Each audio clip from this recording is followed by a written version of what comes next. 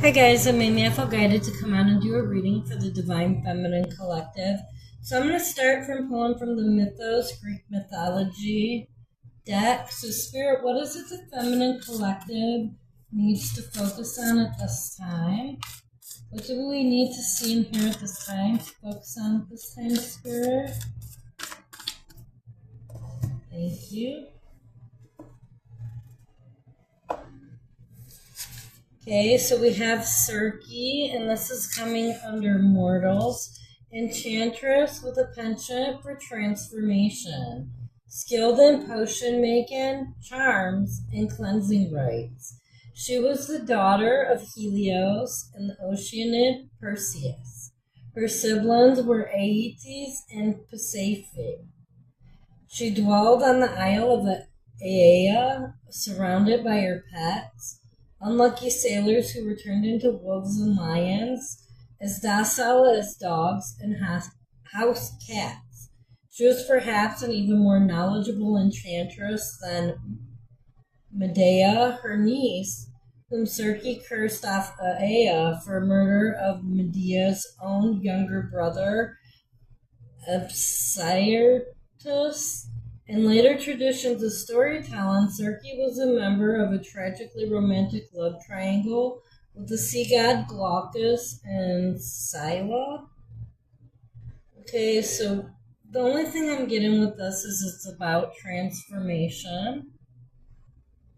Okay, so perhaps you're working on some sort of transformation right now. Oh, that would be this one. Sorry. Next we have Cadmus, often remembered as the first hero, founder, king of Thebes, grandson of Poseidon, and husband of Athena's devotee Harmonia. He was equally human and divine parentage. He had the restlessness and wanderlust that mark a hero, as well as the required measures of courage and self-confidence. He was abetted by Athena, but was the forebear of a much cursed house. His misfortune is linked to the slaying of the Ismenian dragon, which was sacred to Ares, one of the most aggressive and remorseless of the gods. The god of war's curse ended in both Cadmus and Harmonia being transformed into snakes. Consigned to the dust, they lived out their lives in the shade of one of Athena's temples. Okay, next we have Dionysus that came out, god of dissipation and disorder, son of Zeus and the mortal Semele. He was the last to take up residence on Mount Olympus and was the only god of half-human lineage admitted into heaven. Like his half-sister Athena, he was technically birthed by his father, who transferred the unborn Dionysus into his own body after Semele's death. As a youth, this newest of gods discovered how to make wine from grapes. Soon thereafter, he was established as the god of wine, revelry, and delirious intoxication.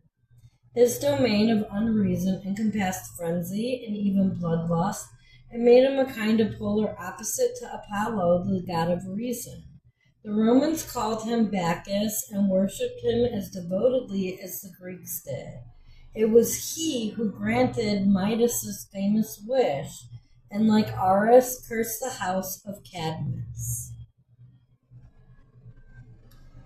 So that's weird. We had Cadmus come out and the one who cursed the house of it, right? And then we have Hermes that came out. God of wit, tricks, and speed, son of Zeus. His fleetness of mind and foot made him perfect as a messenger for the gods. To accentuate this,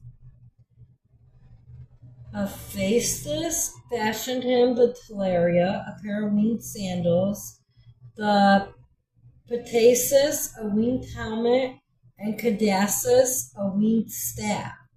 His uncanny talent for telling tall but entertaining tales made him a natural fit as god of rascals, thieves, liars, conmen, gamblers, jokesters, storytellers, and sportsmen. Commerce, herdsmanship, travel, and roads were also within his domain. He abetted Heracles, and Perseus.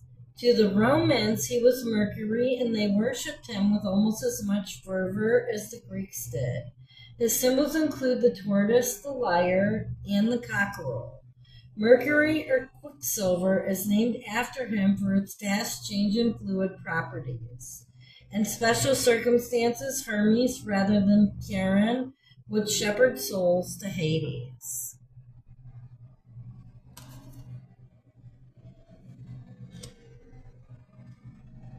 Okay, so what else does this feminine collective need seen here at this time, Spirit? What else?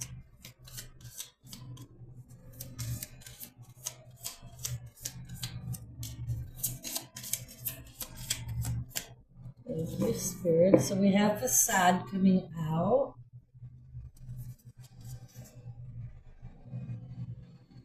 And then right after that, Discovery.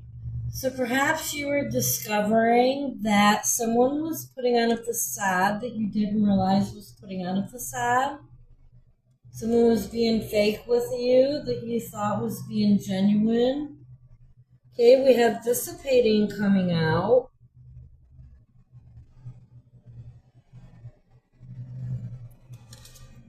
And Bittersweet. So there could be something in your life dissipating that's going to be bittersweet when it happens. You know, it'll be really good that it's happening. At the same time, it'll be sad because you're going to miss it or them. Okay, the color yellow that could be very relevant. We have 2 yellow cards here and 2 yellow cards here that came out. So the sun could be very relevant for you right now.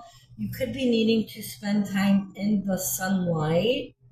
Okay, you could be needing to work on your divine masculine energy. The sun represents divine masculine. Okay, what is the final advice here for the feminine collective at this time, Spirit? What is the final advice in this reading, Spirit?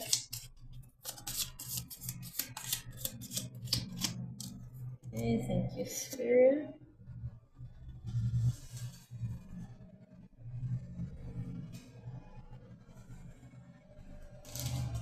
Okay, we have someone is in need of your love, offer it to them. And this also came out in the TikTok one for the Divine Feminine Collective. So this could be a friend, a family member, but somebody is really needing your love right now. So make sure you give them it. Stop ruminating over what you did or didn't do. Let it go. You're too amazing to follow everyone else. Forge your own path. So figure out what it is you want to do and do that. Don't worry about what others want you to do. Find ways to lighten up and not take everything so seriously. This is really important in life. Making sure you find time to enjoy life, right? And then the final one, you must forgive if you want to be free. Do it for yourself. So if there's anyone you haven't forgiven, please make sure that you do. You're doing that for yourself. I'm going to leave this reading here. Thank you for watching. I hope you have a great day.